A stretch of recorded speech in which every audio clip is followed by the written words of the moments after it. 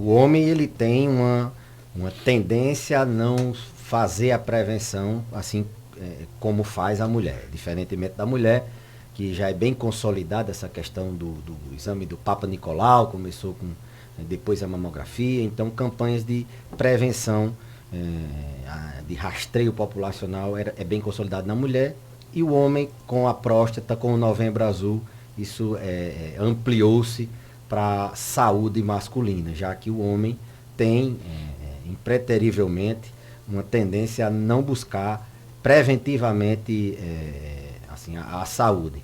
Isso a gente outra vez até já comentou que a gente tira pelos ouvintes que perguntam. Geralmente são mulheres e às vezes até as perguntas dos homens são as mulheres que fazem. Então, para a gente conscientizar a população de que a população masculina, de que além de prevenir-se, de buscar rotineiramente a saúde, que ele não só é uma próstata, ele é também um ser humano que envelhece com todas as doenças peculiares ao processo de envelhecimento e deve ter cuidado não só na próstata, mas em diversas outras áreas. Mas a doença mais prevalente no homem, falando de modo geral, doutor, é o câncer? Você diz assim, a nível de doença que mata, Sim, a doença que mais é prevalente no homem idoso? Sim. Na verdade, sim, né, assim, a gente tem, dependendo muito da raça, da etnia, Japão, Estados Unidos, Brasil, mas hipertensão, diabetes, tanto afeta homem como mulher. A que mais mata, tanto no homem quanto na mulher, são as doenças cardiovasculares. É o infarto, a gente viu lamentavelmente essa semana aquela cena daquela pessoa infartando. Lá em Natal. Em Natal, você vê que o idoso infarta meio que sem dar aquela dor tão intensa. Eu queria até atrapalhar seu raciocínio e parar um pouco essa pergunta para perguntar sobre isso.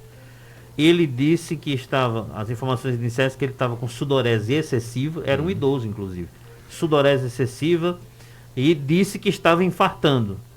Disse que estava infartando, tinha outros sintomas.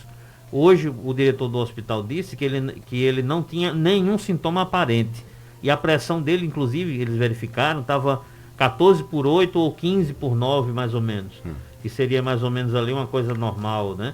Aí eu fiquei me perguntando depois, os sintomas externos ele não encontrou, mas ele não buscou o sintoma interno no paciente.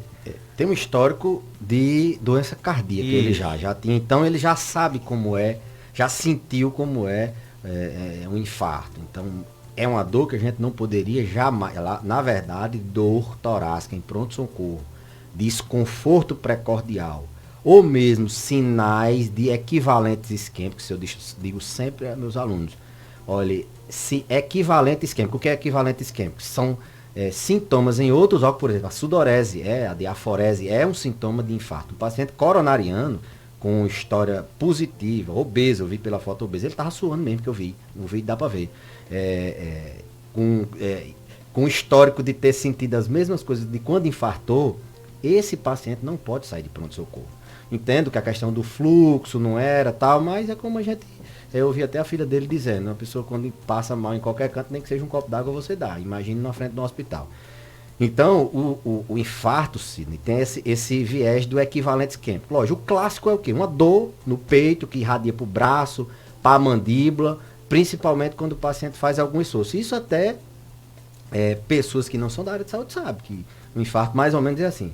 Mas aquele infarto atípico, que é o clássico no idoso, o típico no idoso, o normal no idoso, é ele fazer infarto com sintomas atípicos. Não só infarto, a gente já falou de várias outras doenças que se apresentam de maneira diferente.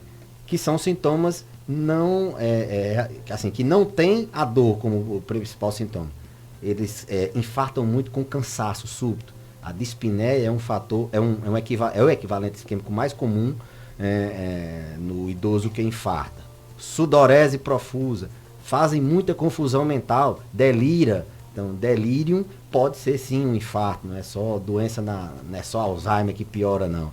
Então, delirou, sentiu, eles dizem, eu estou com agonia, um arroxo no peito. Isso até aqui a gente, mas sudorese, diaforese, mal-estar, cansaço de uma hora para outra, principalmente no paciente que já tem conhecidamente uma doença coronária, não pode deixar passar, não.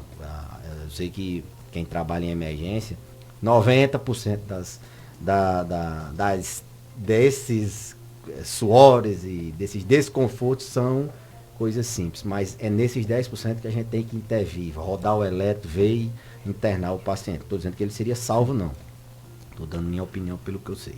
Doutor, a gente sabe que onde tem muito sol, e aqui na região Nordeste tem muito sol, não que nas outras regiões do país não tenha, mas parece que há uma prevalência muito grande de câncer de pele nas pessoas idosas, por exemplo, que já trabalharam muito no sol, né? Qualquer manchinha que aparecer em qualquer parte do corpo tem que acender um sinal, uma luz amarela. Boa pergunta, Sidney. Do Novembro Azul a gente lembrar também do câncer de pele, que não acomete só mulher, não acomete principalmente homens, porque eles estão mais expostos. Principalmente esses homens, esses idosos, homens que trabalharam na zona rural. Antigamente ninguém usava protetor. Não é nem o protetor, não. Ele pelo menos se proteger com a camisa, alguma coisa nesse sentido. Então, como é que a gente, assim, o que é que chama a atenção, né? Numa doença de pele, numa lesão de pele que pode ser câncer. Aquela coisa que não cicatriza, né? Ele tem várias vezes ali aquela ferida que não cicatriza. Áreas expostas ao sol, braços, essa região do tórax perto do pescoço, o próprio pescoço, essas áreas mais expostas são onde tem mais lesões neoplásicas de pele. Aspecto da lesão, ela é irregular, ela não é de forma regular, redondinha, direitinha, não. Ela é um pouco irregular, ela tem mais de uma cor, ela tem um padrão de cor diferente. Na dúvida, leva para um profissional de saúde ver. Às vezes parece um sinal ou não? Parece. Na verdade, o câncer de pele, o melanoma, que é o mais terrível, ele passa por um sinal facilmente. A pessoa pode pensar que é um sinal. Mas que sinal é esse? Que começou a aparecer de um tempo desse para cá, começou a crescer, a ficar meio diferente. Então, a prevenção é usar na meia-idade proteção. Protetor solar, se não tiver como comprar. Hoje já tem você que é empresário do ramo têxtil, sabe que hoje as camisas elas têm esse negócio de UV, proteção. UV, de proteção, Então, vai trabalhar no sol, tirar um capim, pescar, fazer alguma coisa no sol, usa aquela camisa ou qualquer outra camisa para diminuir a incidência de raio solar. Então, homens, atentai bem com tumor, com câncer de pele também. Não é só a próstata, não. A próstata, ela, principalmente os idosos, assim, de 60, 70 anos, que tomaram muito sol no passado. Então, eles têm uma tendência a ter mais lesões de pele. O câncer de próstata ainda persiste aquela história do preconceito por parte do homem. Chegou a idade ali de fazer, que eu acho que é ali por volta de 45 anos, né? Isso. O primeiro. Aí faz primeiro o PSA e depois faz o toque, ou só o PSA resolve, doutor? Se você, homem de 40, não quiser mais levar a dedada, o exame, o toque, faça logo. Leve só uma, faça seu exame de sangue e se previna. Porque senão depois você vai precisar levar várias. Depois que o câncer está instalado, o câncer de próstata, aí, meu amigo, você não sabe o que é desconforto, não. São várias vezes. Então, assim, o ideal é fazer os dois, porque a eficácia, você pega 95 acima das lesões. Você consegue diagnosticar precoce. O tchan do câncer de próstata é diagnóstico precoce. Diagnosticou, tratou, vive normal.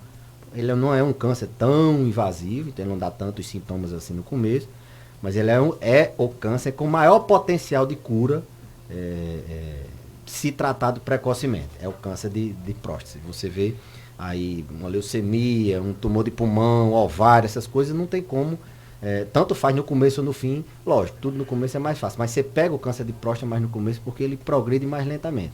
Então não espere sintomas, eu não sinto nada na próstata. Não, quando dá sintomas geralmente é benigno, uma próstata aumentada, uma próstata crescida, que é uma doença comum também na terceira idade. Então, próstata crescida, a hiperplasia benigna da próstata, ela é comum nos idosos, nos idosos a partir de 60, 70 anos, a próstata tende a crescer e ela dá sintomas, né?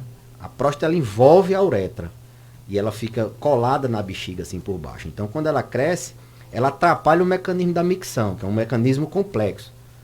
A famosa mijada, ela depende de cérebro, depende de várias estruturas para você controlar, só ir no banheiro quando sentir, para quando a bexiga encher você entender que ela está cheia e ir no banheiro, e quando esvaziar você parar. Então, esse mecanismo da micção é atrapalhado em virtude desse crescimento da próstata. Ele tanto pode irritar como ele pode obstruir a própria saída. Então, paciente que urina muito à noite, 5, 6, 7 vezes, não, isso aqui é porque todo velho urina à noite.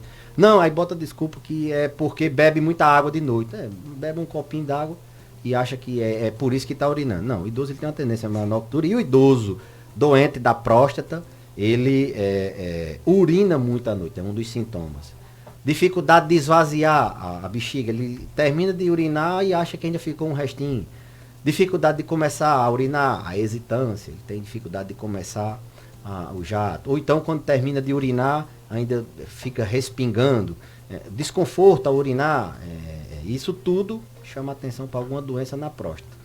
E isso pode trazer consequências, né? Ele começa a não querer mais sair de casa, vai ter que usar fralda, à noite o risco dele cair é muito alto, ele ir no banheiro várias vezes, dificuldade de locomoção. Não é só a questão de tratar a hiperplasia, não. São os sintomas que impactam no dia a dia, na vida do paciente idoso.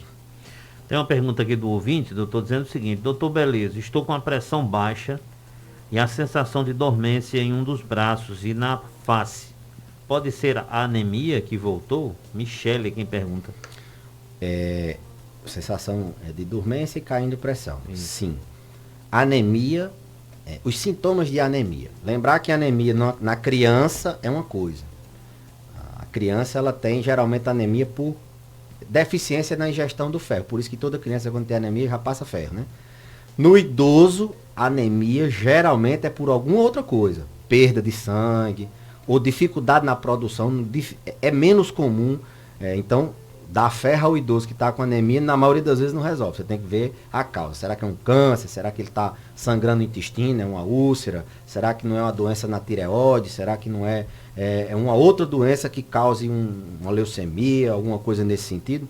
Então, essa é a primeira coisa que todo mundo deve saber. Depois, os sintomas de anemia. Fraqueza. Anemia, sangue é vida, né?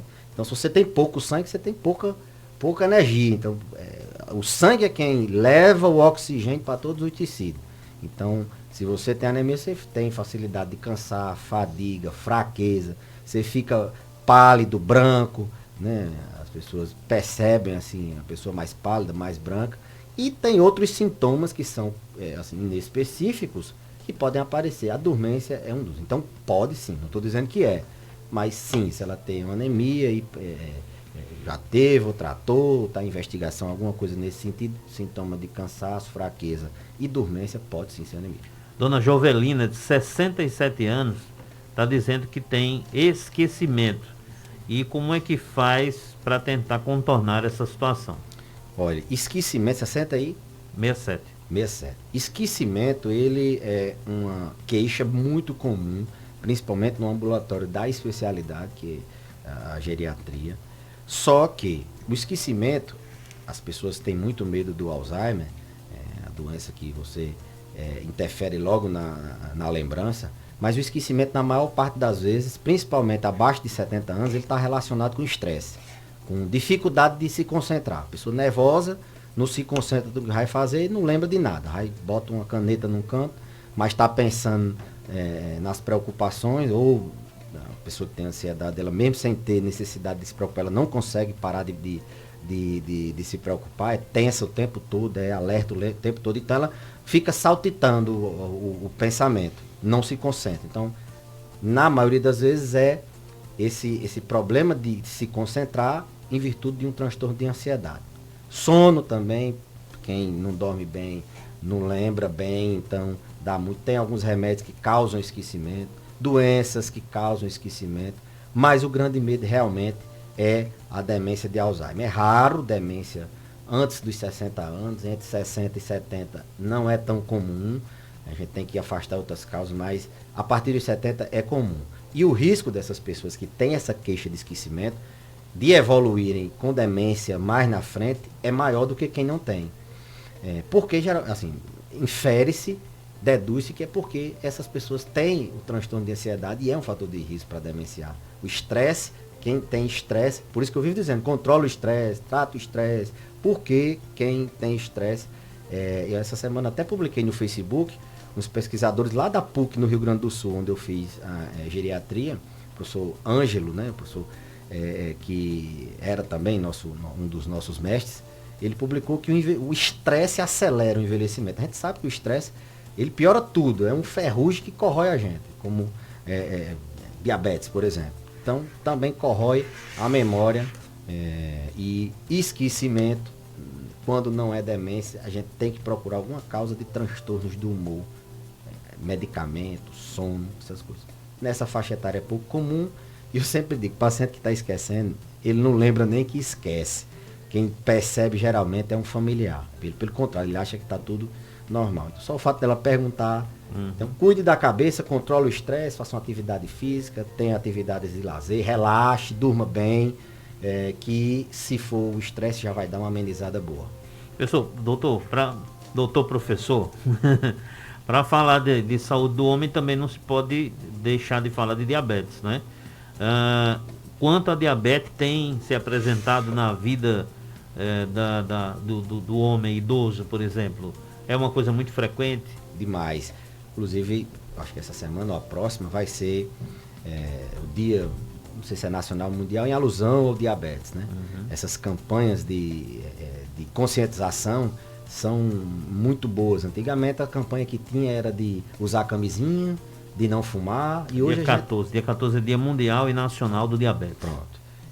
Então, com a iniciativa do Outubro Rosa, e os meses ficaram mais coloridos, com a informação, a internet, mesmo tendo o risco das fake news, mas quem busca uma boa informação numa fonte boa, essas campanhas elas se proliferaram e trouxeram, facilitaram muito a vida dos pacientes ou dos futuros pacientes. Então, o diabetes é uma doença muito mais prevalente em idosos. Se for ver a quantidade de pessoas idosas dos diabetes, quem tem mais diabetes é idoso ou não idoso, os idosos ganham. Diabetes é uma doença, como eu falei no estresse, que corrói o indivíduo, ela realmente destrói várias partes do indivíduo. Ela amputa membros, ela dá AVC, ela dá Alzheimer, diabetes dá infarto, diabetes aumenta a taxa, diabetes é verdadeiramente um ferrugem que destrói o organismo. E o pior que o diabetes não dá sintomas geralmente. Principalmente paciente idoso, é mais difícil da gente dar diagnóstico de diabetes, porque eles não têm aqueles famosos sintomas de urinar muito, de beber muita água, de comer muito. Tá urinando, comendo, o pessoal até chama a fome canina, né? A fome do diabetes. Então, eles têm esse risco, porque a doença é assintomática. Quando ela vem dar sintomas, o paciente já tem lesão de rim, já tem alguma deficiência na circulação das pernas, já está com algum problema. Então, por isso que a gente recomenda check-ups periódicos, principalmente quem tem diabetes na família, quem tem obesidade, quem tem risco de ter diabetes, ou mesmo quando você vai chegando à idade. Depois de 60 anos, a gente tem que frequentemente dar uma olhadinha na glicose, ver se está tudo em dia. Antes disso, eu até recomendo se alimentar melhor e fazer uma atividade física, antes de ficar colhendo exames só por curiosidade. Já vá mudando seu estilo de vida. Mas é uma doença extremamente prevalente nos pacientes idosos, que tem um impacto direto na saúde dele, porque tem que tomar medicamento, ele já toma outros medicamentos, tem que fazer uma dieta mais diferenciada, tem o risco dessa diabetes complicar alguns órgãos nobres. Então, vale a pena, dia 14, né? O Dia Mundial de Conscientização do Diabetes. Tem 3 ouvintes que mandaram um áudio aí pra gente, vamos ouvir? Doutor Beleza, boa tarde. Doutor Beleza, o câncer de próstata só dá em idoso ou aparece em homem mais novo, assim, na faixa etária de 40 anos? Boa pergunta. Ele é muito mais comum no idoso, porque o câncer de próstata ele está diretamente relacionado com a idade. Inclusive, acredita-se que 100% das pessoas aos 100 anos devem ter algum grau de câncer de próstata. Mas o diferencial de se começar aos 40 é porque aos 40 o risco, a chance de você tratar e curar é muito maior. Então pode aparecer. Pode. E outra coisa, paciente com 70, 80 anos, Sidney, o câncer de próstata ele é lento. Então ele vai viver e ter câncer de próstata e morrer de outra coisa. Assim, não vale mais a pena estar fuçando a próstata, pessoa com 90 anos, com 1000 e outras doenças mais graves. Então pode aparecer em pessoas mais jovens e é nas pessoas mais jovens que o potencial de cura, que a chance da gente tratar esse paciente. Quantas pessoas a gente não vê por aí que teve câncer de próstata, se tratou e vive bem com a vida normal? Então, o fato de ser jovem, 40 é de quando começar a prevenção. Mas o paciente idoso pode sim aparecer, é quem mais aparece. Tem câncer, mas aí de tratar ou não tratar, a forma do tratamento, se é cirurgia ou não, vai depender muito do estado de saúde dele. Outro ouvinte, vamos ver. Vou perguntar, doutor Beleza Maricô. Vou perguntar antes de que eu vou tomar a vacina, eu acho, a 3ª dose amanhã. Vou perguntar a ele se der reação, o que eu tomo, qual é o remédio assim que eu tomo, se der febre, essas coisas. Aí eu quero saber logo, porque ele é médico, ele é quem sabe. Dona Maricô, pela primeira vez eu não vou poder responder uma pergunta de Dona Maricô, porque a gente não pode orientar a medicação assim, pelo rádio.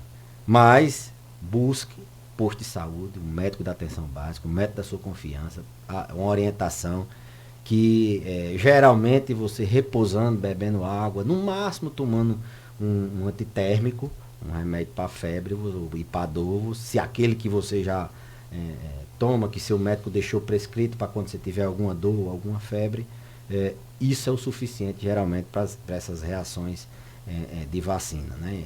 Essas que são mais simples. Lógico, se tiver uma reação mais grave é buscar o hospital mesmo, pronto-socorro. Mas busque próximo à sua casa, a unidade, o médico da sua confiança, beba muita água, repouso geralmente são autolimitadas, às vezes a metade de um dia a pessoa fica bem. Outro, vamos lá.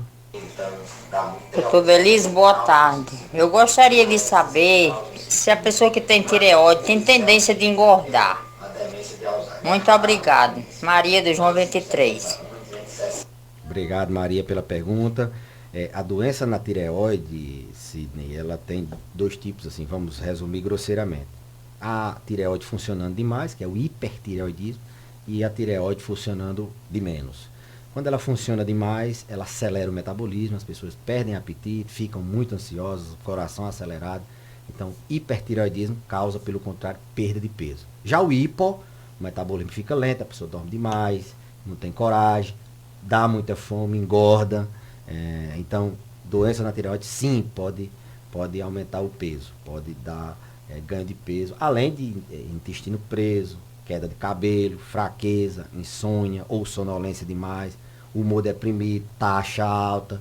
A tireoide ela tem receptores em vários órgãos, então ela é uma glândula que modula assim, o nosso metabolismo. Então, pode engordar. É uma doença que a gente rastreia nas mulheres idosas, mas os homens também podem ter doença na tireoide. É muito mais comum em mulheres, não só a disfunção da glândula, mas também os nódulos de tireoide.